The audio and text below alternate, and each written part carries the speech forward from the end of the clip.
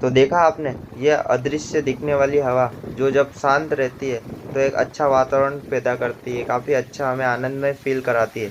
But जब यही हवा एक अपना भयानक रूप धारण कर लेती है तो कितना पावरफुल हो जाती है, एक बड़े से बड़े झाड़ को गिराने की ताकत रखती है, बड़े से बड़े पेड़ को झुकाने की ताकत रखती है। पर क्या कभी आपने सोचा है इन हवा का क्या इफेक्ट पड़ता होगा स्ट्रक्चर पर? यह स्ट्रक्चर क्यों इतनी भारी हवा के सामने खड़े रह पाते होंगे? स्ट्रक्चर इंजीनियर्स विंड लोड के अगेंस्ट अपने स्ट्रक्चर्स को डिजाइन करने में किन किन बातों का ध्यान में रखते होंगे, विंड की स्पीड में कौन कौन से फैक्टर्स अफेक्ट करते होंगे, आज के इस वीडियो में जानते हैं। तो है इंजीनियर्स, आप सभी का फिर से स्वागत है हमारे एक और नए वीडियो में। आज का यह वीडियो विंड लोड के इन्फ्लुएंसिंग फैक्टर पर होने वाला है, तो चलिए वीडियो शुरू करते हैं।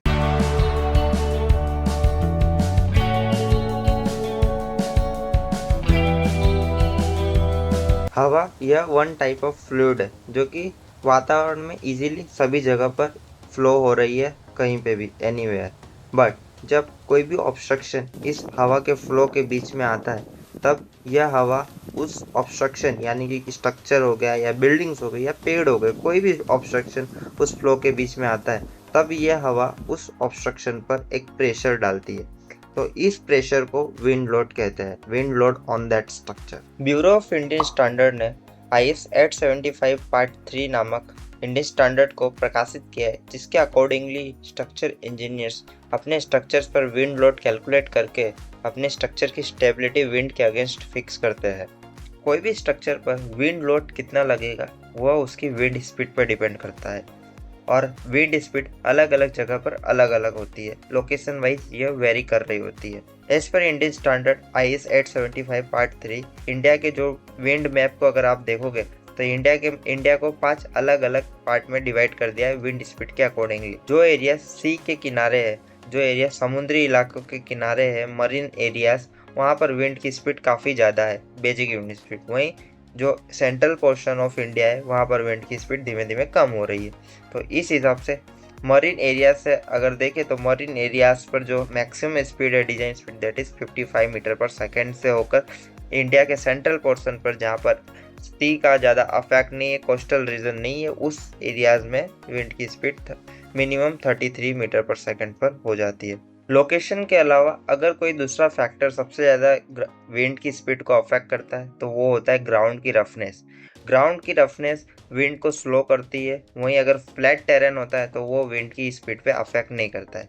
इसी के अकॉर्डिंगली हमारा जो दूसरा विंड स्पीड को इन्फ्लुएंसिंग फैक्टर है, that is terrain category. As per Indian standard part IS 875 part 3 के अकॉर्डिंगली टेरेन कैटेगरी को 4 पार्ट में कैटेगराइज किया हुआ है, जिसमें से पहले कैटेगरी में फ्लैट टेरेन को इंक्लूड किया है, जो कि वन टाइप ऑफ रेगिस्तान हो गए, ओपन ग्राउंड्स हो गए, ऐसे एरियाज जहाँ पे ऑब्स्ट्रक्शन के नाम पे कुछ नहीं है। ऐसी जगहों पर विंड की स्पीड अलग होती है और नॉमिनल होती है, जो कि अफेक्टेड नहीं होती, इवन थोड़ी ज़्यादा हो जाती है। वहीं कैटेगरी 2 में ऐसे एरियाज आते हैं जहाँ पे थोड़े से ऑब्स्ट्रक्शन है, जिनकी हाइट 1.5 मीटर तक होती है। और ऐसे स्ट्रक्चर ओपन ग्राउंड ही है पर वेल स्कैटर्ड ऑब्स्ट्रक्शन इंक्लूड्स करते हैं, यानी काफ़ी दूरी पर ऑब्स्ट्रक्शन आते हैं, तो ऐसे एरियाज कैटेगरी 2 में आते हैं। वहीं कैटेगरी 3 जो होती है वो एक क्लोज एरिया को डिसाइड करती है। इस कैटेगरी में जो स्ट्रक्चर्स होते हैं वो नियर अबाउट काफ़ी क्लोज होते हैं, बट उनकी हाइट 1.5 मीटर से 10 मीटर तक होती है। ऐसे एरियाज कैटेगरी 3 में आते हैं। और जो कैटेगरी 4 होती है वो one type of urban cities कह सकते हो, एक तरीके से मेगा सिटीज़ कह सकते हो, वो कैटेगरी 4 में आते हैं, जिसमें जो स्ट्रक्चर्स हो गए या ऑब्स्ट्रक्शन हो गए वो काफ़ी क्लोजली होते हैं और उनकी हाइट 10 मीटर से काफ़ी ज़्यादा होती है। तो इस तरह IS इंडियन स्टैंडर्ड ने 4 कैटेगरी में एरियाज को डिवाइड किया हुआ है, जिनके अकॉर्डिंगली विंड की स्पीड वेरी कर रही होती है। माउंटेन्स भी हवा की स्पीड को काफी अफेक्ट करते हैं, जैसा कि आप सभी ने ऑब्जर्व किया होगा, जब आप कभी कहीं ऊंचाई वाले इलाके पे जाते हो तो वहाँ पे आपको हवा की स्पीड में काफी ज्यादा इंक्रीज देखने को मिलता है। वहीं आप जब कोई नीचाई वाले इलाके पे रहते हो तो वहाँ पे आपको हवा की स्पीड एक नॉर्मल स्पीड की तरह देखने को मिलती है। दैट मीन्स हिल या क्लिफ में आपको जो हवा की स्पीड में एक सडन इंक्रीज देखने को मिलता है, जो कि एक विंड स्पीड में काफ़ी अफेक्ट क्रिएट करता है। और यहीं पे हमारा तीसरा फैक्टर आता है, जो कि टोपोग्राफी फैक्टर। इंडियन स्टैंडर्ड ने इसको काउंटर करने के लिए ग्राउंड स्लोप के अकॉर्डिंगली विंड के फैक्टर्स को डिसाइड किया। जब आपका ग्राउंड का स्लोप 3 डिग्री से कम होता है उस टाइम पे आपकी जो इन्फ्लुएंसिंग फैक्टर की जो वैल्यू है वो आपकी नॉर्मल होती है, दैट इज 1। बट आपके ग्राउंड का जो स्लोप है उसकी डिग्री यानी वो जो स्लोप है वो कंटिन्यूसली 3 डिग्री से राइज होकर 17 डिग्री तक जाता है, दैट मीन्स 36% तक की आपकी विंड स्पीड में अफेक्ट आपको ग्राउंड के स्लोपिंग ग्राउंड के थ्रू देखने को मिलता है। इसके अलावा एक और फैक्टर होता है जो कि विंड स्पीड को अफेक्ट करता है, जिसे कहते हैं रिस्क कोएफिशिएंट। इंडियन स्टैंडर्ड ने इसे किसके बेस पर इंक्लूड किया है। एक एग्जांपल से समझते हैं। एक स्ट्रक्चर है जिसकी डिजाइन लाइफ है 5 इयर्स और एक स्ट्रक्चर है जिसकी डिजाइन लाइफ 25 इयर्स या 50 इयर्स। इन दोनों स्ट्रक्चर्स में से कौन से स्ट्रक्चर्स की प्रोबेबिलिटी ज्यादा होगी हैवीली स्टॉर्म विंड के से अफेक्ट होने की? ऑब्वियस बात है कि जो साइक्लोन है या हैवी स्टॉर्म है विंड का, वो एक रूटीन टाइम के बाद आता है। एक उनका एक साइकिल होता है, रिटर्न पीरियड होता है कि 5 इयर्स या 10 इयर्स का रिटर्न पीरियड के बाद वो आते हैं। दैट मीन्स सेकंड स्ट्रक्चर है उसकी प्रोबेबिलिटी ज्यादा है हैवीली स्टॉर्म के द्वारा अफेक्ट होने की। तो इसी को ध्यान में रखते हुए इंडियन स्टैंडर्ड ने चौथा फैक्टर इंक्लूड किया है जिसकी वैल्यू स्ट्रक्चर के डिजाइन लाइफ के अकॉर्डिंगली वेरी होती है। जैसे जैसे स्ट्रक्चर की डिजाइन लाइफ ज्यादा होती है वैसे वैसे इन्फ्लुएंसिंग फैक्टर की वैल्यू बढ़ती है, और जैसे जैसे उसकी डिजाइन लाइफ कम होती है वैसे वैसे इन्फ्लुएंसिंग फैक्टर की वैल्यू कम होती है, जिसे आप इंडियन स्टैंडर्ड के 875 पार्ट 3 के टेबल में भी आप रेंज देखने को मिलेगी। टेम्परेरी स्ट्रक्चर जिनकी डिजाइन लाइफ काफी कम होती है उन स्ट्रक्चर्स में आपको इन्फ्लुएंसिंग फैक्टर की वैल्यू काफी कम देखने को मिलेगी। वहीं जो इंपॉर्टेंट स्ट्रक्चर्स होते हैं जिनकी डिजाइन लाइफ काफी ज्यादा होती है, जैसे कि हॉस्पिटल्स बिल्डिंग हो गई या स्कूल बिल्डिंग हो गई, टेलीकॉम कम्युनिकेशन स्ट्रक्चर्स हो गए, उन स्ट्रक्चर में आपको विंड स्पीड के लिए ये जो इन्फ्लुएंसिंग फैक्टर है उसकी वैल्यू काफी ज्यादा देखने को मिलेगी।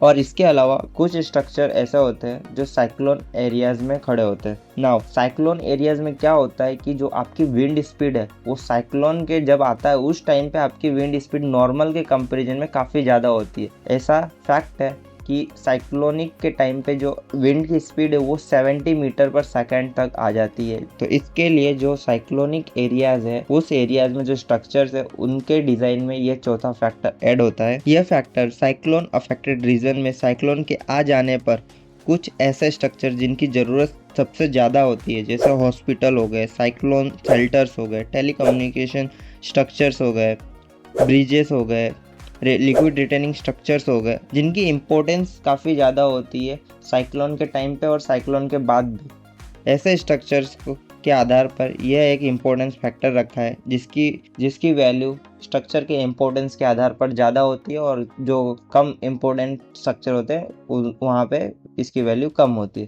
तो ये चौथा फैक्टर होता है जो कि इम्पोर्टेंस फैक्टर की तरह भी कहा जा सकता है। तो ये 4 फैक्टर है जिसके अकॉर्डिंगली आपकी डिज़ाइन विंड स्पीड अफेक्ट होती है, और यही 4 पॉइंट स्ट्रक्चर डिज़ाइनर अपने विंड लोड कैलकुलेशन में ध्यान रखते हैं और उसके अकॉर्डिंगली विंड की इंटेंसिटी को डिफाइन करते हैं। इसके अलावा कुछ और इन्फ्लुएंसिंग फैक्टर जिसे IS 875 पार्ट 3 ने 2015 के अपडेट में ऐड किया, दैट इज KA, KC और KD, area averaging factor, wind directionally factor और कॉम्बिनेशन फैक्टर, जिसकी वैल्यू आपको IS 875 के डिफरेंट क्लोजेस में मिल जाएगी। तो ये सभी फैक्टर्स को आप जब इंक्लूड करोगे अपनी बेसिक विंड स्पीड के साथ तो आपको एक डिजाइन विंड इंटेंसिटी मिलती है, जिसके अकॉर्डिंगली स्ट्रक्चर इंजीनियर्स अपने स्ट्रक्चर्स पर उस इंटेंसिटी का यूज़ करके विंड लोड कैलकुलेट करते हैं और अपने स्ट्रक्चर को विंड के अगेंस्ट स्टेबल बनाते हैं।